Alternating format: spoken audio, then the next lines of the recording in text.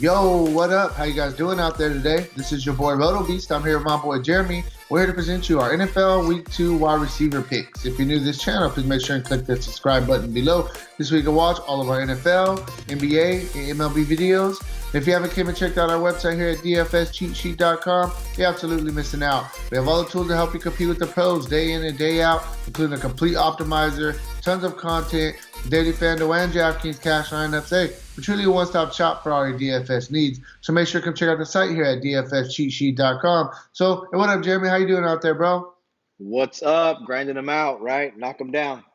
For sure. Another day, another video, another week of NFL. I'm excited for week 2.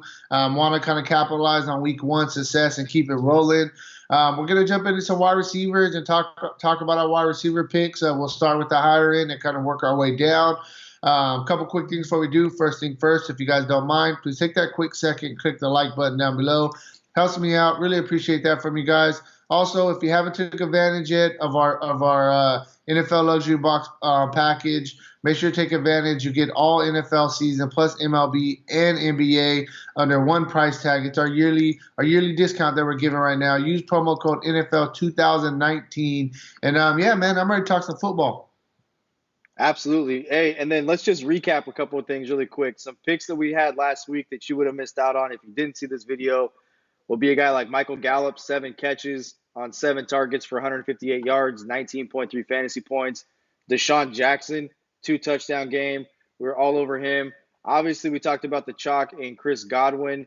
The guy was a mainstay, but in cash lineups. But there was a ton of people that we picked from the receiver position that not a lot of people were on, and that was evident by how low owned they were in tournaments and cash games. Yeah, for sure. So let's jump into it. I mean, I'll start with the higher end guy. We'll start with Hopkins, DeAndre Hopkins. Same thing, different year. Him and his boy Watson, they have a really good rapport. I will mention first, he is questionable with the rib injury.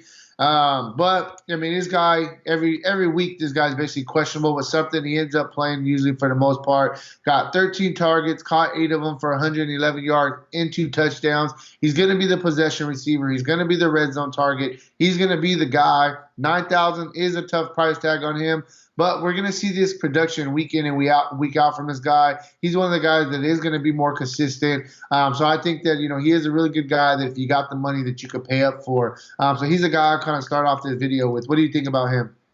Nah, he's almost a fade for me, man. I just don't like him against Jacksonville. He seems to struggle against Jacksonville. I mean, I think the game at Jacksonville last year, I have to pull it up. I think he ended up having an okay game.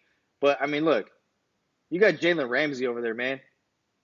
And for me, I think there's better spots to spend your money on than paying up for just I don't mind in the tournaments. If you're going to play 150 lineups, getting some exposure to him, I wouldn't go over like 15%. I don't think he's the mainstay guy you have to pay up for this week. It's not the best wide receiver situation. Yeah, no, I mean, I definitely understand what you're saying. We can go straight to it real quick before we get into other stuff. We'll just get the chalk out the way. I mean, you got Sammy Watkins, 7,400, going against the Raiders. How old do you really think this guy's going to be? I mean, coming off a monster week. I mean, what's your thoughts with that? Yeah, so Abram, the kid that the Raiders were so high on in their secondary, getting a second opinion, probably going to have surgery, be placed on IR. It's a big piece of their secondary missing. The corner, I can't think of his name off the top of my head, was a guy they were really high on. He left the game with a neck injury. The Raiders secondary depleted. And I understand that everybody's going to gravitate to Watkins because of the fact, one, it's the Raiders, but when you take a deep dive into it, you look and see they're going to be missing pieces of their secondary, and Tyreek Hill is going to be out. So I think Sammy Watkins is going to be highly owned. I'm going to tell you, though, I don't think he has a bad game. I think he has a pretty good game. I wouldn't chase the 198 yards and 3 touchdowns that he had against Jacksonville because I think LaShawn McCoy is going to play a bigger role. We already saw him carve out a role in game 1 against Jacksonville. We know his ability to receive the football out of the backfield. Andy Reid's extremely creative with how he gets guys the football. Andy Reid's one of the few coaches that calls plays, and on his play chart, makes sure he puts certain plays in his game plan just for certain players. I can see a package of plays for LaShawn McCoy. I can see them getting LaShawn McCoy involved in the screen game And Kelsey will have a bigger game too. So while I think Watkins is a really good play and probably a cash game staple this week because of that, I think that there could be some things taken away from him because Kelsey will have a better game. And I think they get Damian Williams and LaShawn McCoy involved in this game plan. Yeah, no, I mean, I definitely don't expect him to go out and do what he did last week, but 7,400 is still too cheap for him if he's going to be that wide receiver one. We know Mahomes is going to throw the ball. Based on what Watkins did last week, that's kind of why, I like Hopkins a little bit as well. Watkins kind of tore it up. Hopkins is in the same position that Watkins was in last week. Another guy that I'll throw in there that is kind of up in the same price tier, a couple hundred more than Watkins, but he's another guy you can always consider for cash. We got Keenan Allen. Another year, same thing, got 10 targets. He's used to getting double-digit targets week in and week out from Phillip Rivers. Caught 8 catches for 123 yards and a touchdown for 22 fantasy points. He's another guy that I think you could consider. We've seen Larry Fitzgerald last week have a pretty decent week against this Detroit Lions defense. And I like Keenan Allen. I think, obviously, Hopkins is going to be the higher owned guy, but I think him and Allen could literally have, really close to the same production. And Allen doesn't have the tight end like Watkins has with Kelsey is going to take away from him. You mentioned it in our tight end video. Hunter Henry got hurt. I think that could be even a couple more targets towards Keenan Allen. So I think he's another really good pick that's probably going to go pretty low owned. Keenan Allen should see another game with the same amount of targets and the same opportunity. Absolutely. Yeah, for sure. Outside of those three, I mean, who else is jumping out to you this week early on? So there's a few guys, and I'll even mention this. If you're playing the Thursday through Monday slate and you want to get a couple of plays from tonight in there, there's a couple of guys I think that from a receiver standpoint and the value in you could look at.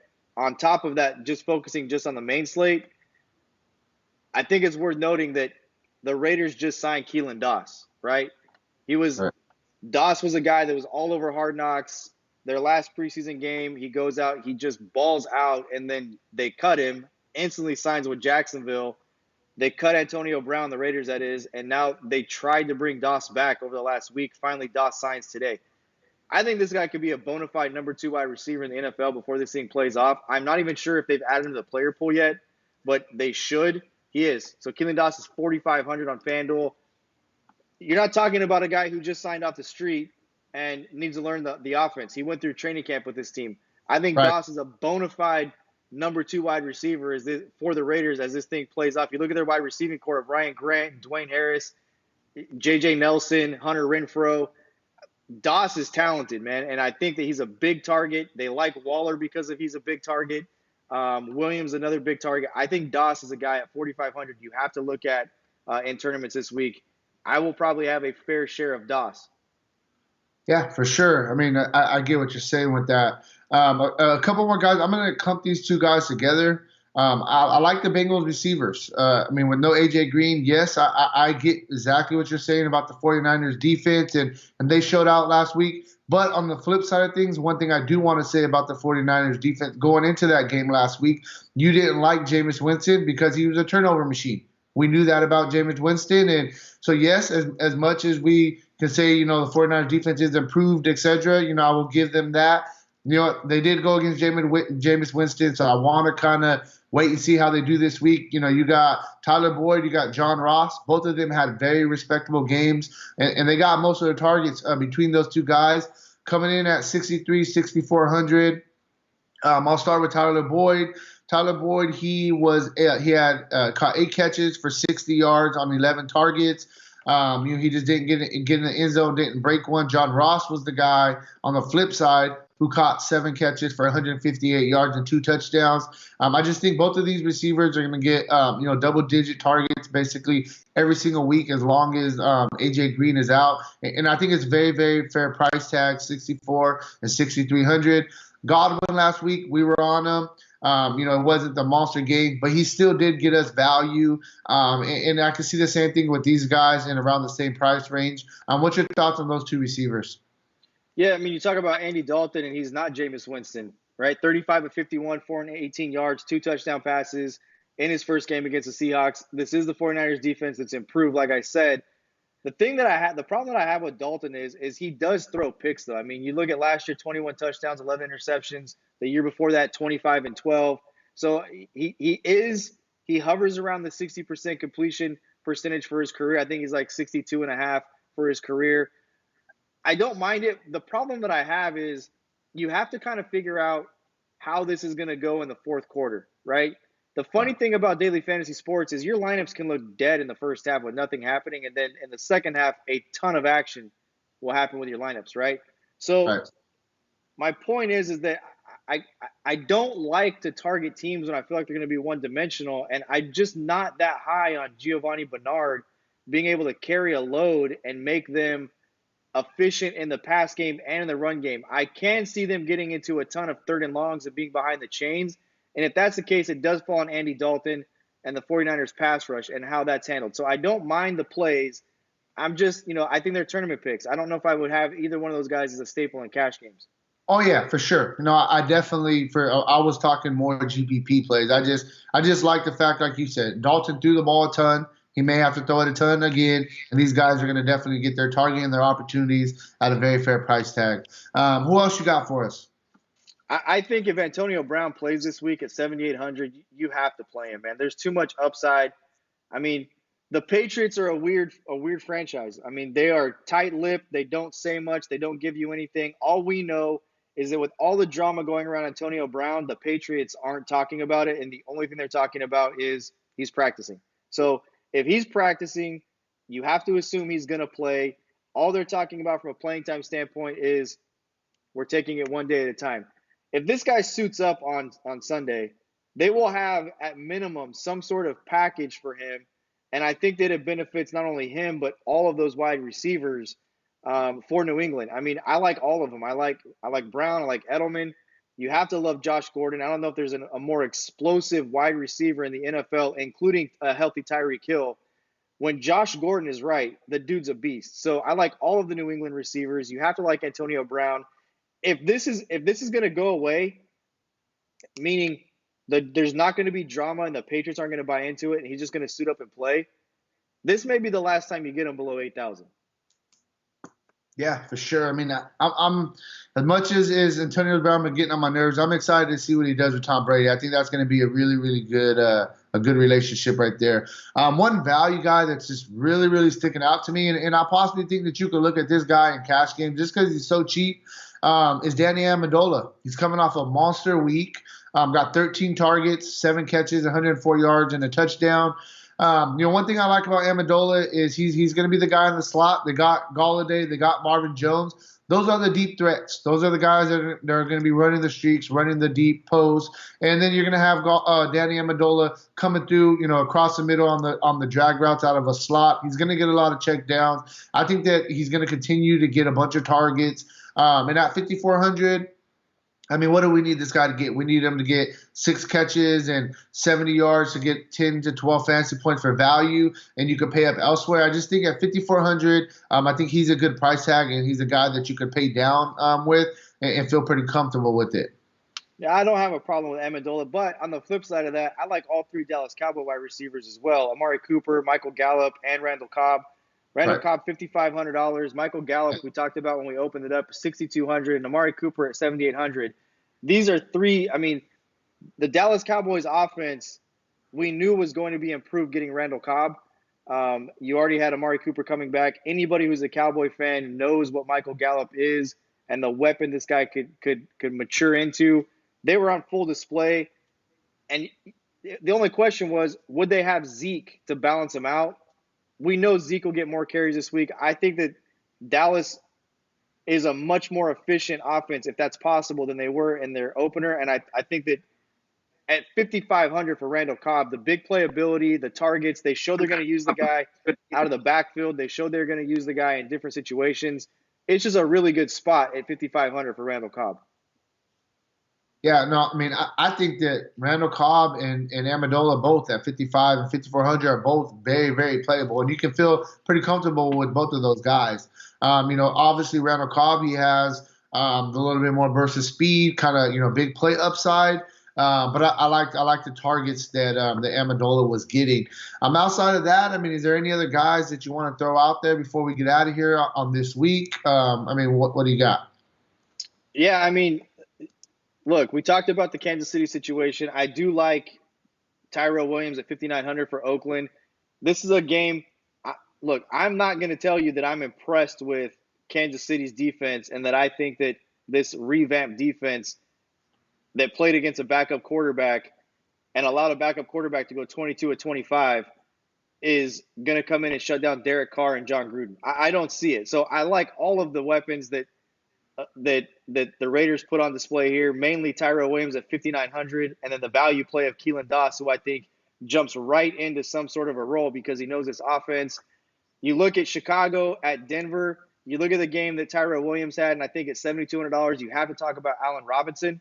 I mean, I don't think Allen Robinson is a bona fide number one wide receiver yet. I think he's a number one wide receiver on the Chicago Bears and maybe a couple of other teams. But the guy's talented. 13 targets, 7 receptions, 102 yards. We saw what Denver did against wide receivers on Monday night. So, the last place I'll stop is I think there's a ton of fireworks on the Minnesota side of things and possibly the Green Bay side of things. You literally just took the words out of my mouth. I was waiting for you to finish. You were talking about Allen Robinson, and he did very good against Green Bay. I definitely think that Thielen and Diggs, I was absolutely going to mention them right now. I mean, I'll let you handle it because you brought it up. But I do really like both of those guys, and both of those guys are coming in fairly cheap as well. I'll just say this. Look, there's a couple of other value plays that I'm very interested in, and one of them is in Buffalo, right? So Zay Jones at $4,700, 4 targets. We know the big play. If this was a baseball video, we'd be talking about double dong upside. He's got the ability to score 2 touchdowns. He's an explosive player. The quarterback situation in Buffalo is very resolved. Josh Allen showed the ability to throw the ball and run the ball. So I like Zay Jones, a value play on top of Keelan Doss, Amendola, and Randall Cobb in that $5,000 mark. And then, like we just talked about, I'll let you handle the Minnesota thing. But yeah, real quick before I do jump into Minnesota, if we were talking about Buffalo, I think you could throw John Brown in there as well. We got double-digit targets, 7 catches on 10 targets, 123 yards and a touchdown.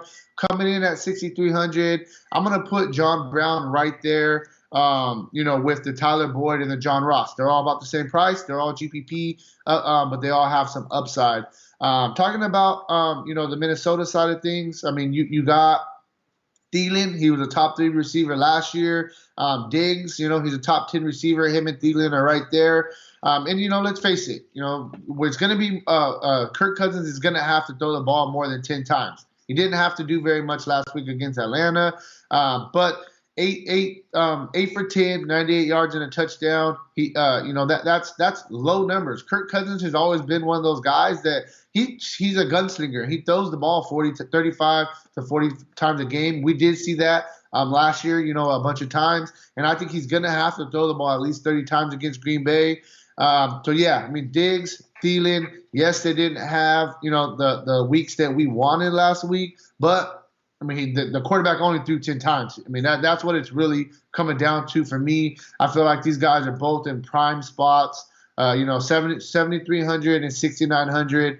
I really like both of those guys a lot. I mean, I don't got much to say just because we have to kind of throw out last week's game based on the fact that Cousins only had to throw the ball 10 times in a game that we thought was going to be a shootout. I like those guys. You thought it was going to be a shutout. I was all over Minnesota's defense. I thought Minnesota's defense – I really think, look, as this thing goes on, Linval – you can't say enough about Linval Johnson and that defensive line. I just think that defensive line is a problem, and anytime that – I'll say it over and over and over again.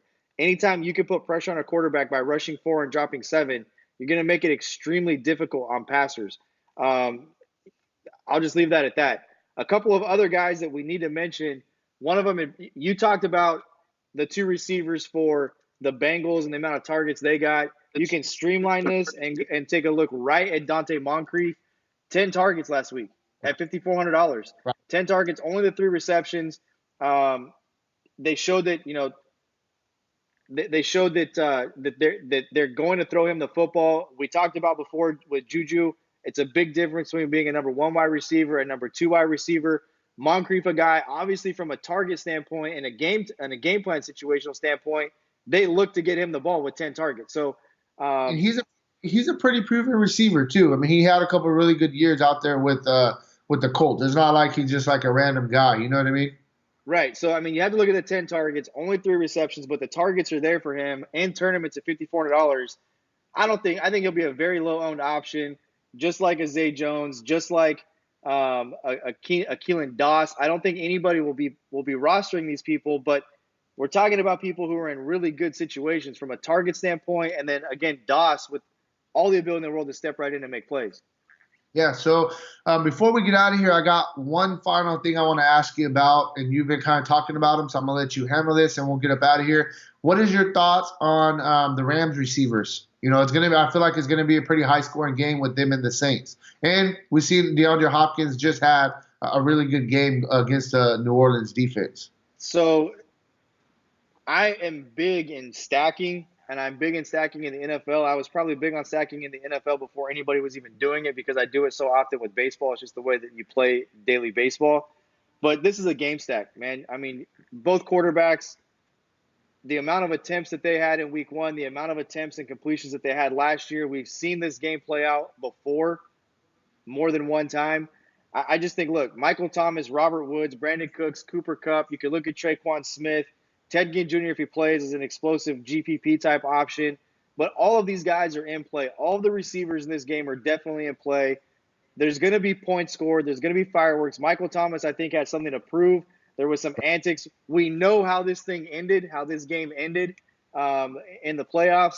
And I just think that there's going to be some points scored, and these two teams are going to go right after each other. Yeah, for sure. I like this game a lot. So before I had to mention those because there's 4 really good receivers in that game that we could definitely look at. So that's really all we got for our wide receiver picks.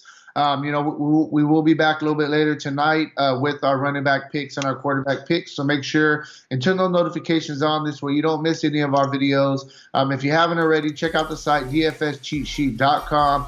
Take advantage of our NFL special that we do got going. Covers our season package. You get it half off. Use promo code NFL 2019 to take advantage of that. Perfect time to join the money team, man. We got MLB rolling. NFL just got started, and we got NBA coming up. So you're definitely going to get your money's worth. Daily cash lineups, full optimizer, and ton of content. Check it out, dfscheatsheet.com. And hey, good luck this weekend, guys. Peace out.